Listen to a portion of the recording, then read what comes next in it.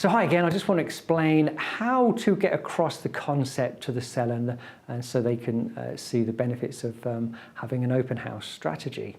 So the main benefit to them, as I mentioned earlier, is about achieving the best price. And so this concept works by having an attractive price and a real intense marketing campaign, so we get as many people through the front door on one day. And it creates competition, it creates a bidding war, and we'll get lots of viewings, lots of offers, and then we can bid everyone up and get the maximum price for the property. And the convenience, and I think this is a really good way of getting across the concept that people like when they're selling, is the concept, or sorry, the benefit of certainty.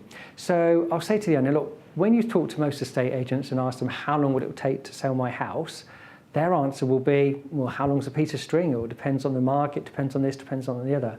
And what I can give them is certainty. And there's nothing better than when I see a calendar on the wall, or I can get my iPad or iPhone and look at the diary and ask them the question, when would you ideally like to be moving house? And they'll say, well, we really want to be moving in August because we want to start the new year in September at the school, or my new job starts in May, or whatever the date they come up with.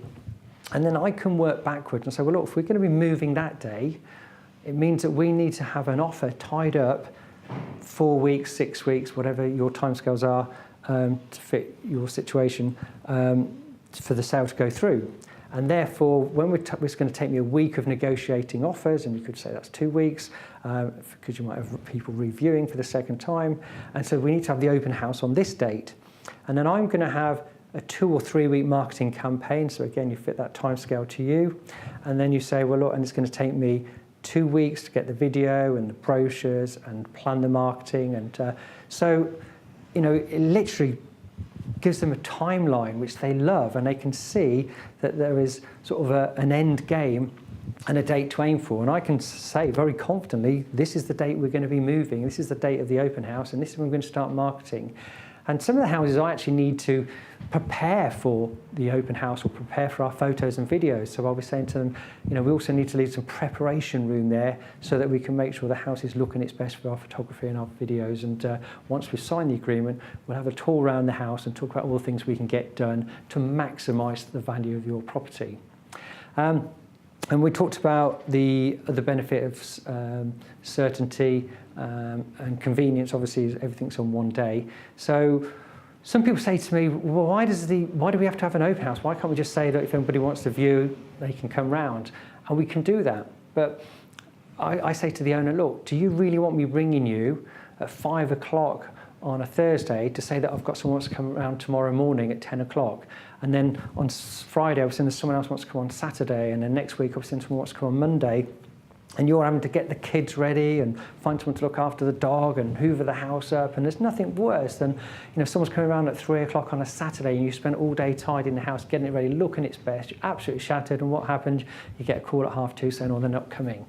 So it is far better to have everyone, come around on one day, because one, you can get the house ready, absolutely looking its best. And it's certainly more convenient for the owner to do that, not having lots of interruptions.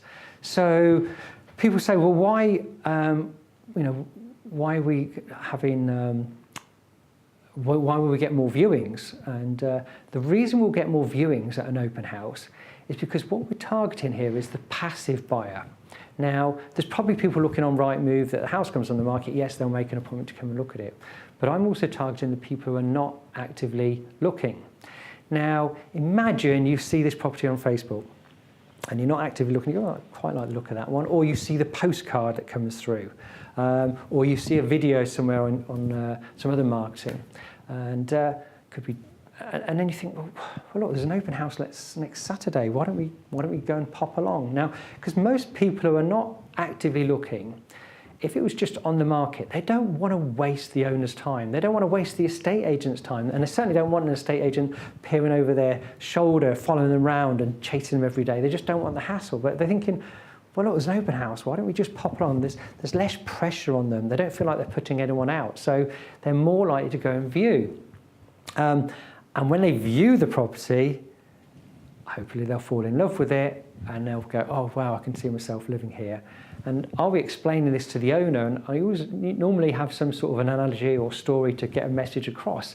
So I'll use a simple term like an example talking about show homes. I say, look, if you talk to anyone who works in a show home at a new home site, they'll tell you that 50% of the buyers that come in and end up buying a property weren't actually looking to buy a house. They've just driven past, and we've all done it. And when I say that, they'll go, oh yeah, we've done this. You drive past a show home, you think, well, look, we've got a bit of time. Why don't we just pop in and have a look? Let's be nosy. Let's go and see get some ideas for decorating, see what the gardens or the bedrooms are like. And why not? And then what happens when you go into a show home? You go, wow, look at this. I could see myself living here. And how much is it? And what are the monthly payments? And what, you'll buy our house off us? And before you know it, they've ended up buying a brand new house because it's got the latest mod cons. It's the same with the car dealers, a car salesman. He'll tell you that, you know, once he's got someone sitting in the car with the test drive, he's halfway there to a sale. And so I'll be saying to the owner, this is what we're going to do with your house. You've got a beautiful house here. It's so much bigger when you get inside, or it's a lot better than, inside you've got it beautifully done. And, you know, because some of them are deceptive from the outside. They look smaller than when you get inside, and you've got the beautiful views. So I was saying we need to get the buyers in here to fall in love with it. And they'll be going, yeah, we do. We need to get them in. I said, once they're in, that's half the battle. So we need to tempt them in with the price, tempt them in with the marketing. And once they're here, we're creating that desire, and then emotion takes over. We want them thinking with their heart, not with their head, not thinking about, how can I get it for as little as possible. We want them to fall in love with it and say, well, we'll just pay whatever we have to get it. And that's where people get carried away at an auction, and they get carried away on eBay, and that's what we want them to get caught up in, that bidding war, that frenzy, if you like, of people fighting over the property and wanting to get it. So the reason it works is because we have an attractive price, we have some fantastic marketing that's all condensed. People might say to me, well, the marketing, you spend an absolute fortune on the marketing. Well, we do, but I charge the owners. When you can demonstrate what you're doing and how you're doing it, and all the things that most agents wouldn't be doing, such as the direct mail postcards and the canvassing cards and the brochures and the social media and the videos, they understand they need to contribute towards that. So they pay £2,000 is common for me to charge, often more, sometimes less, depending on the property and the price. And we've had examples where people have invested heavily in the furnishing and had the Fine & Country interior design, or an interior design company in or tradespeople to make the house look good. One house I remember, they spent 3 months and £15,000 preparing the house to go on the market. So it does work, it's very successful. And coming back to charging, I always charge 2.5% every single time, no exceptions. And my strategy is the open house strategy, and I've got lots and lots of examples where I can show the owner, the asking price was this, it sold for this, and it's significantly more, and that's justified my fee. In fact, most people say that I've justified my fee in my negotiation skills alone, because when the offers come in, that's what I'm working with and bidding them up and getting the best price from my vendor. And I always sell the properties for above market value, and I achieve a lot more because I've got plenty of people bidding for the property.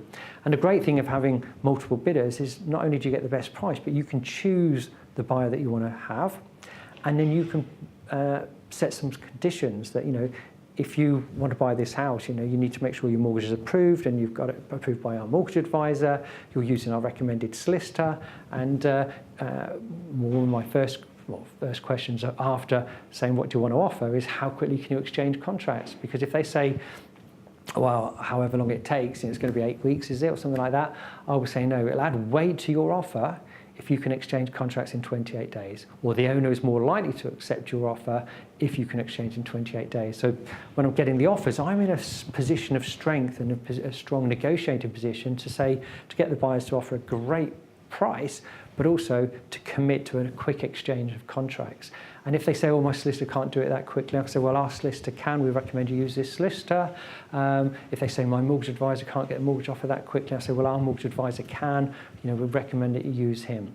So we're in a far stronger position. And if they don't perform and it drags on, or there's any problem with that sale, that buyer knows that I've got 3 or 4 people waiting in the wings. So it puts them under pressure to exchange quickly, and if they don't exchange quickly or they change their mind, we've got buyers to fall back on.